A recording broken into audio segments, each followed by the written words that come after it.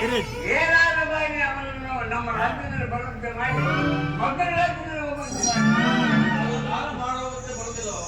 ಈಗ ವೀರತನದಿಂದ ಹೋರಾಡಿ ಅವರನ್ನು ತಡೆಯಬೇಕು. ಹಾಗಾದರೆ ಈಗ ನಾವೇನು ಮಾಡಬೇಕು?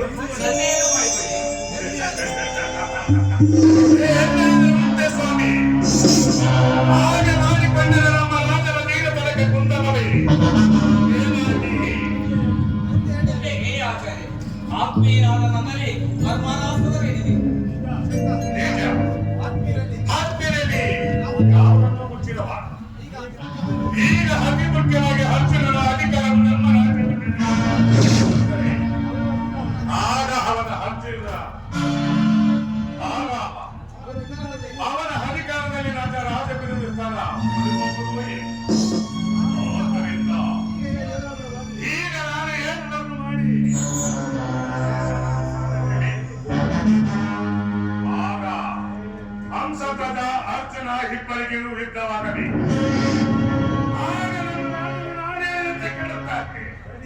ಸರಿ, ಇದೇ ತಕ್ಕ ಉಪಾಯ. ಈ ದಿನ ಜನಸ್ತಂಭನಕ್ಕೆ ಹೋಗುವುದು ಬೇಡ. ಮಿಂಚಕ್ಕೆ ಹೋಗಿ ಮುಂದಿನ ಕರ್ತವ್ಯ ಬಗ್ಗೆ ಯೋಚಿಸೋಣ.